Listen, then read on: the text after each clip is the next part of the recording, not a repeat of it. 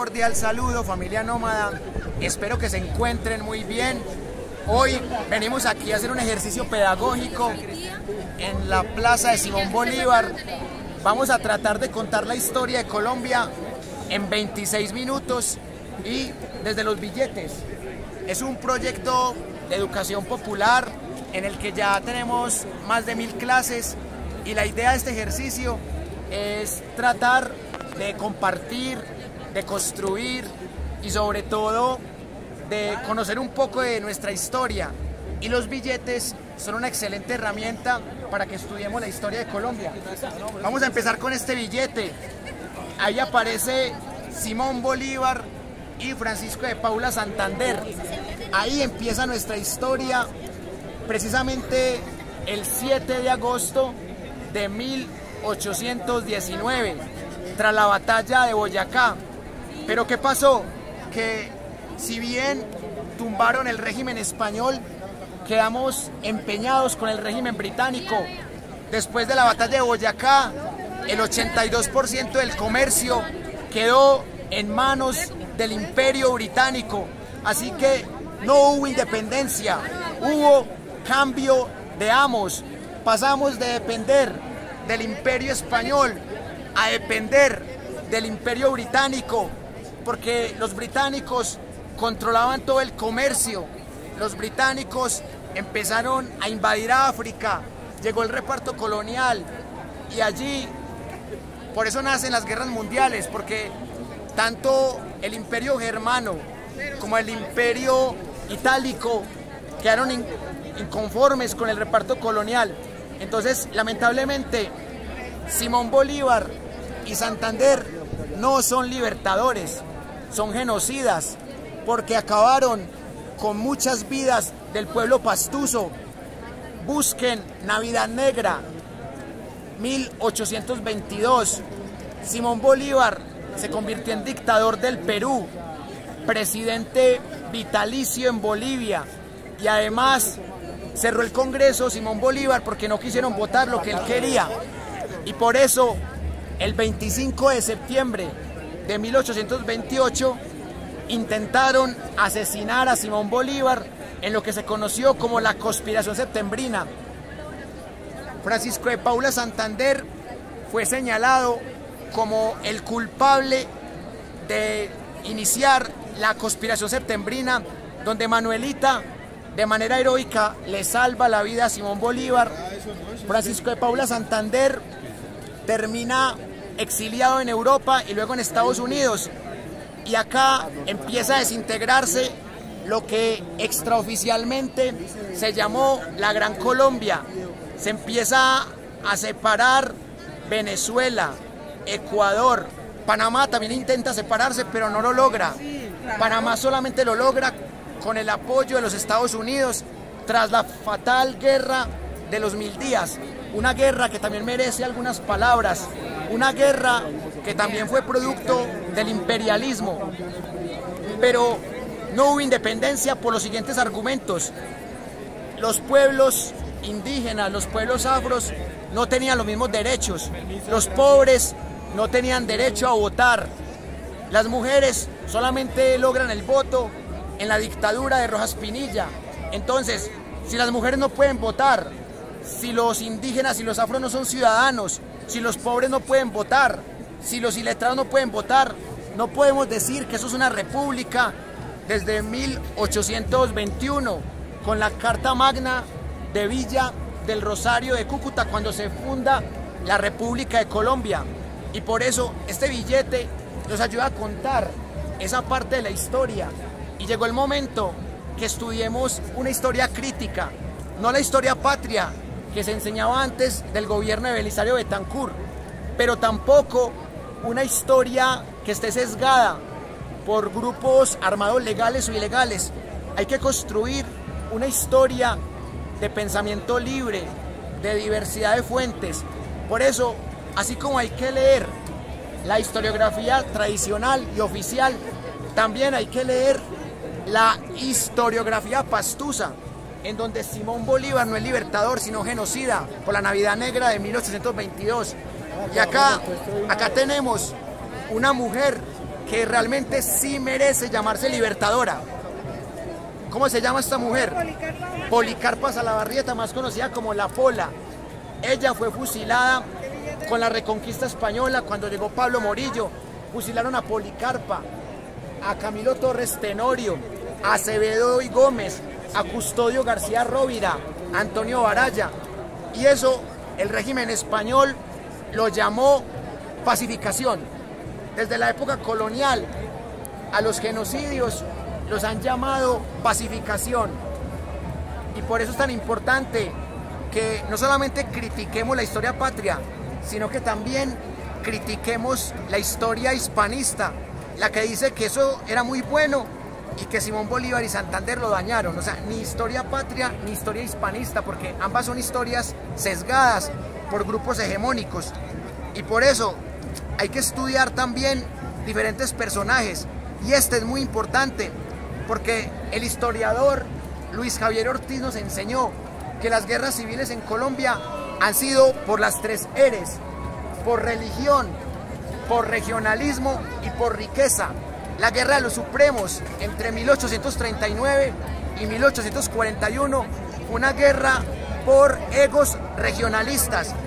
La guerra de medio siglo fue por abolir la esclavitud, pero había esclavos que peleaban contra el presidente liberal José Hilario López para que se mantuviera la esclavitud, porque había esclavos que creían que si se acababa la esclavitud, se acababa el trabajo e iban a morir de hambre. Y eso luego lo llamaron el complejo o el síndrome de Estocolmo, cuando el victimario logra que la víctima se siente identificada con el victimario, y eso es muy delicado. También hubo una guerra civil que duró entre 1860 y 1862, cuando Tomás Cipriano de Mosquera, después de haber sido presidente, se volvió guerrillero. Y Tomás Cipriano de Mosquera, siendo guerrillero, gana la guerra civil. Y es la primera vez y la única vez en la historia de Colombia que una guerrilla gana una guerra civil. Porque de las 8 guerras civiles que tuvimos en la era republicana, solamente una vez ganaron los guerrilleros. Porque en la guerra de José Hilario López ganó el gobierno. En la guerra de los Supremos ganó el gobierno. En la guerra de las escuelas ganó el gobierno. En la guerra de Rafael Núñez, cuando nos impusieron esa carta medieval de la regeneración, que duró 105 años, esa carta magna que respetaba la libertad de cultos, también ganó el gobierno. Cuando Miguel Antonio Caro, el heredero, el títere de Rafael Núñez, no se quiso dejar tumbar, también ganó esa guerra civil. Y la guerra de los 1000 días, si bien un golpe de estado de conservador a conservador, de Marroquín a San Clemente, esa guerra la ganó el gobierno conservador. Entonces, de las 8 guerras civiles que hemos tenido en la supuesta era republicana, solamente una guerra civil la ha ganado una guerrilla, que fue la de Tomás Cipriano de Mosquera.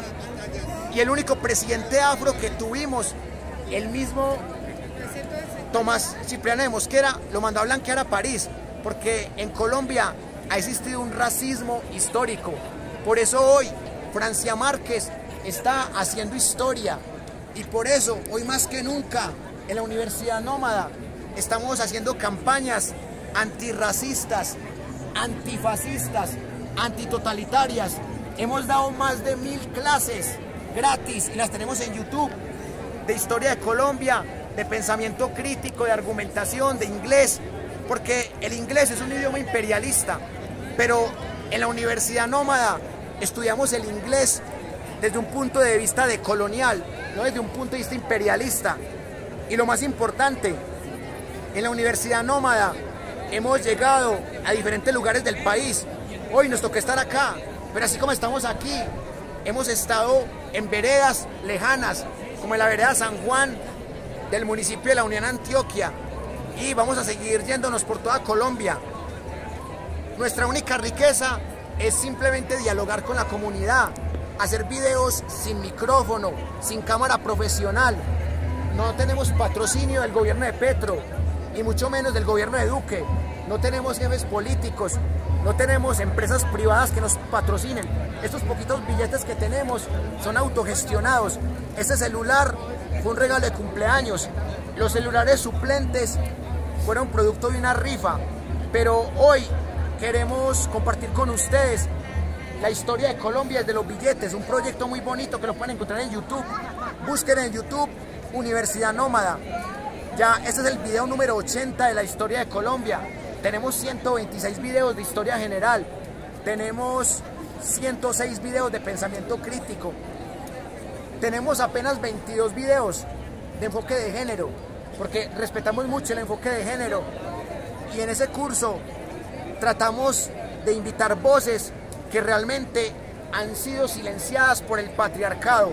Por eso, estos billetes nos muestran el triunfo de la burguesía, porque la que ganó la batalla de Boyacá no fue el pueblo, no fue el pueblo afro, no fue el pueblo indígena, no fue el pueblo campesino y pobre. Los que ganaron la batalla de Boyacá el 7 de agosto de 1819 fue una burguesía que le tenía envidia al Imperio Español, y esta burguesía hizo la revolución, pero para ellos algo análogo sucedió en la Revolución Francesa. Los jacobinos y Robespierre hicieron una libertad, una fraternidad y una igualdad para ellos.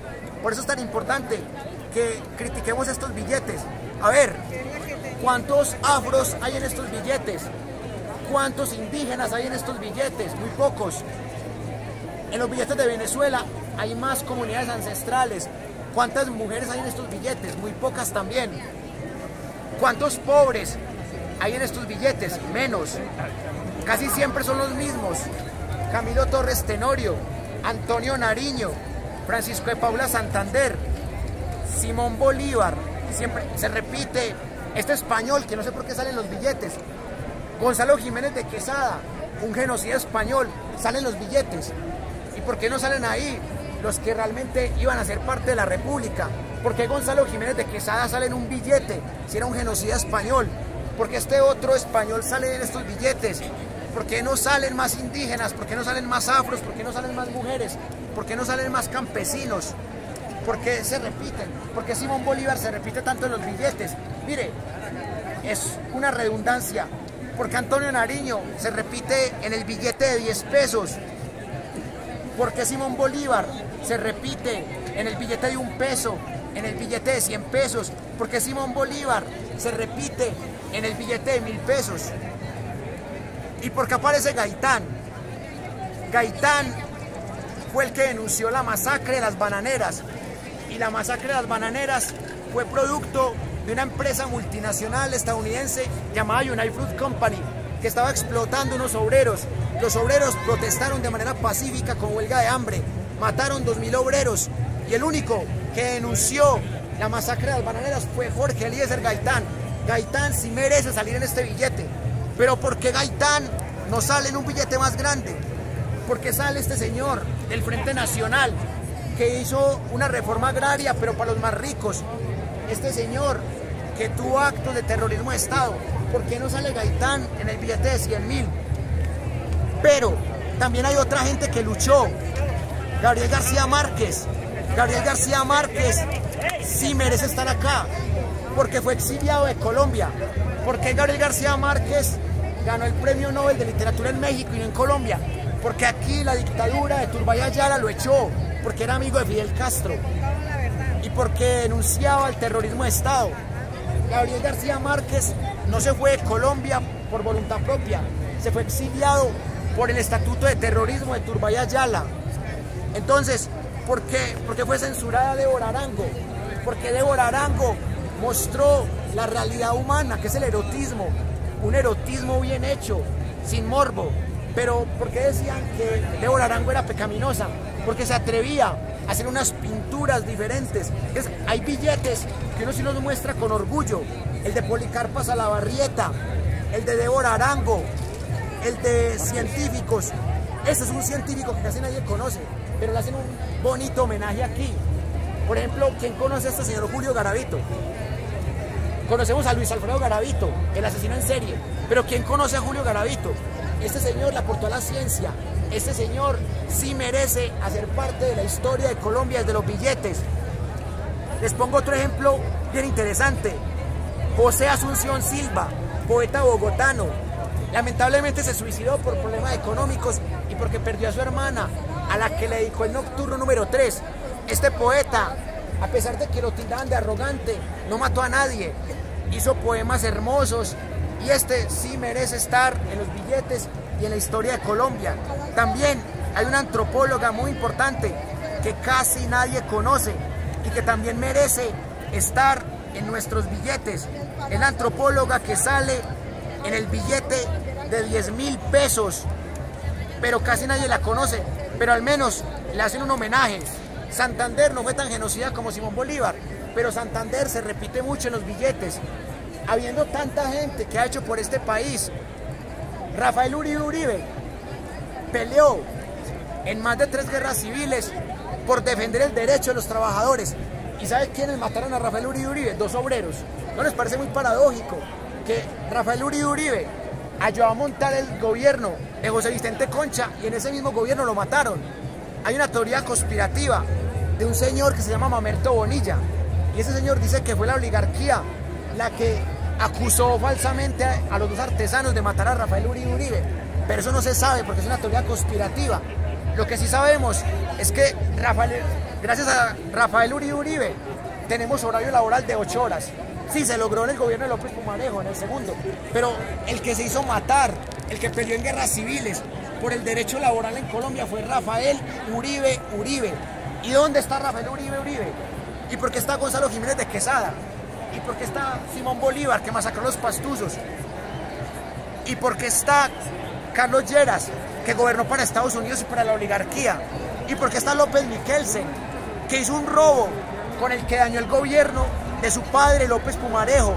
Entonces eso es lo que yo quiero que hagamos pedagogía, que aprendamos historia juntos, que construyamos un nuevo país, que nos sentemos a hablar con los uribistas, porque los uribistas también son colombianos, los uribistas también tienen sus argumentos. Puede que sus argumentos sean equivocados, pero la mayoría de uribistas no son malos, sino que están desinformados. La mayoría de uribistas están desinformados por RCN, de Ardila Lule, por Caracol, de la familia Santos, por Semana, de los Gilinski, por El Colombiano, de la oligarquía antioqueña de Gómez Martínez. El uribista promedio no es mala persona, sino que está desinformado. Entonces, con mucho amor, vamos a sentarnos a tomarnos un café con los hermanos uribistas. Desde hoy, a las 3 de la tarde, los hermanos uribistas van a hacer oposición, pero vamos a tratarlos bien. No vamos a decirles terroristas, ni terroristas de civil, vamos a tratarlos bien y vamos a tratar de mostrarles la historia de Colombia desde los billetes. En este proyecto perdimos 5 suscriptores porque invitamos panelistas uribistas y de derecha. Entonces dijeron que éramos fascistas, pero si realmente fuéramos fascistas solamente invitaríamos seguidores de Petro. Pero es que esto no se llama la Universidad de Petro, esto se llama la Universidad Nómada. A Petro lo montamos, pero lo montamos para exigirle, para hacerle control político y para que cumpla lo que prometió, para que Petro realmente le dé los 14 billones de pesos anuales a la educación superior, para que no haya más docentes de cátedra pagados por hora, como quería Federico Gutiérrez, para que no nos paguen solamente 9 meses, como decía Rodolfo Hernández, que nos iban a pagar 9 meses, pues ya nos están pagando 9 meses porque no nos pagan vacaciones a los docentes de cátedra. Por eso hemos dado más de 1000 clases gratis, por eso escribimos este libro contando por qué hemos dado más de 1000 clases gratis en veredas, en barrios pobres de Medellín, y ahora estamos en Bogotá y no nos importa meternos a cualquier lugar de Bogotá, no tenemos miedo, porque en este libro hemos contado cómo hemos estado en calles, en cafés, en burdeles, porque los 50 millones de colombianos merecen educación superior, no solamente 2,5 millones como propone Petro, los 50 millones de colombianos. Y también los venezolanos, que son hermanos, que habitan esta tierra, también merecen educación gratis. ¿Cómo es posible que a Amanda Urdaneta, estudiante de la Universidad de Antioquia, le cobren 5 o 6 millones mensuales que por ser venezolana? Que le cobren lo mismo que a un gringo y que a un alemán. Una desplazada del régimen chavista. ¡Que viva! ¡Que viva! ¡Sabroso! ¿Cómo es posible que una exiliada del régimen chavista tenga que pagar 6 millones de pesos en la Universidad de Antioquia, que es del Estado, que porque es extranjera. O sea, señor Petro, hay que cambiar esto, Petro. Hay que tumbar la ley 30, hay que pagarle dignamente a los profes, hay que volver las universidades del Estado. Y el pueblo colombiano despertó, el pueblo colombiano se cansó de 20 años de uribismo, el pueblo colombiano se cansó de 8 guerras civiles por fanatismo religioso, por regionalismo y por pelea por la riqueza. El pueblo colombiano, el pueblo colombiano se cansó del bipartidismo, el pueblo colombiano se cansó del uribismo, pero del uribismo falso, que es el de Álvaro Uribe. El uribismo verdadero es el de Rafael Uribe Uribe, que es el del pueblo y para el pueblo. Entonces, ¿cuánto tiempo nos queda ahí? 21 más. ¿Cuánto? 21. Bueno, nos quedan 5. En estos 5 minutos que nos quedan para la Universidad Nómada, es un placer estar en Bogotá, porque estamos aquí por 3 razones. La primera, porque Pablo Bohórquez, médico, documentalista, exiliado en España, apoyó nuestro proyecto y gracias a él conseguimos 2.700 suscriptores, duplicamos. Gracias a él nos regalaron 10 libros con los que creamos 10 cursos nuevos. Gracias a él ajustamos el dinero y los pasajes para ir a Bogotá.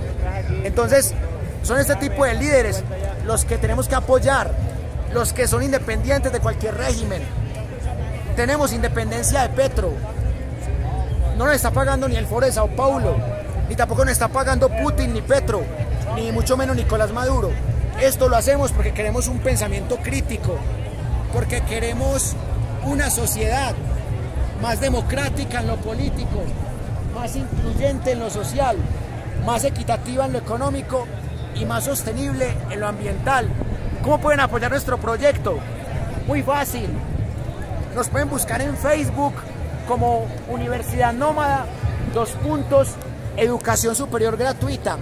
Nos pueden buscar en YouTube, Universidad Nómada. Es el único canal con 5.400 suscriptores en YouTube. Y también hay que leer al investigador, politólogo, escritor, senador electo y ya senador en funciones, Ariel Ávila. ¿Cuáles son los 54 clanes que han robado a Colombia? ¿Quiénes son los Aguilar? ¿Quiénes son los Tavera? ¿Quiénes son los Suárez en Bello? ¿Quiénes son los Osorio en Itagüí? ¿Quiénes son los Géneco en la costa, los Char? Si usted estudia los clanes, se van a dar cuenta quiénes son los que quieren dañarle el gobierno a Gustavo Petro. Y en 4 años tenemos que montar un congreso más alternativo. Vamos a ir a colegios, a hablar con personas entre los 14 y los 18 años para que voten por un congreso alternativo. No más votos para el Centro Democrático, no más votos para el Partido Liberal, no más votos para el Partido Conservador, no más votos para Cambio Radical, no más votos para el Partido de la U, porque esos son los clanes que han desangrado y robado a Colombia. Ariel Ávila lo demuestra con pruebas. Los 54 clanes que han robado, que han masacrado a Colombia, Ariel Ávila los denuncia. Lean este libro, por favor, compártalo con sus amistades, miren el canal de la Universidad Nómada, porque hoy más que nunca llegó el momento que nos eduquemos más como pueblo, que sigamos como nómadas, caminando por toda Colombia, en búsqueda de una mejor sociedad. Entonces, la primera forma de apoyarnos es simplemente compartiendo nuestros videos. La otra forma de apoyarnos es tomándole foto a los billetes y contando la historia de por qué en esos billetes hay tan poquitas mujeres, de por qué en esos billetes no hay realmente indígenas, porque en esos billetes no hay afros, porque en esos billetes no hay gente pobre, porque en esos billetes no hay campesinos, solamente hay burgueses, científicos y literatos. Y yo saco la cara por los científicos y por los literatos, pero esos burgueses que aparecen en esos billetes no me representan. Esos burgueses que aparecen en esos billetes no son libertadores, son genocidas que masacraron en 1822 al pueblo pastuso, porque el pueblo pastuso no se quería independizar de la corona española. Ese Simón Bolívar que cerró el Congreso porque no votaron lo que él quería. Francisco de Miranda era el verdadero ideólogo de la independencia, pero Bolívar fue el que traicionó a Miranda. Hay que tumbar esa idea de que Bolívar es un héroe. Bolívar no era un héroe, era un burgués que odiaba al régimen español. Camilo Torres, Antonio Nariño, Francisco de Paula Santander eran burgueses que no fueron capaces de dar el voto a la mujer, burgueses que no le dieron la ciudadanía a los indígenas, a los campesinos, a los afro. Esto, para ser república, tiene que ser algo que permita derechos iguales y también a veces equitativos para todas las personas. Por eso la república está en construcción y en estos 4 años tenemos que empezar a recoger la república. Mi nombre es Wilmer Alberto Zuleta López. Wilmer Alberto Zuleta López. Así me encuentran en Facebook. Tengo 2 Facebook. Mi proyecto se llama Universidad Nómada, pero ya no es mi proyecto, es nuestro proyecto. Búsquenlo en YouTube, péguelo en sus estados de WhatsApp, péguelo en sus estados de Facebook. Vamos a ir a veredas, a barrios pobres. No le tenemos miedo a la muerte, porque andamos con la muerte encima. Entonces, ya saben que me agregan al Facebook, se unen al canal y compartimos. Miren los billetes y miren muy bien quiénes nos han gobernado durante más de 200 años. Muchas gracias y nos vemos.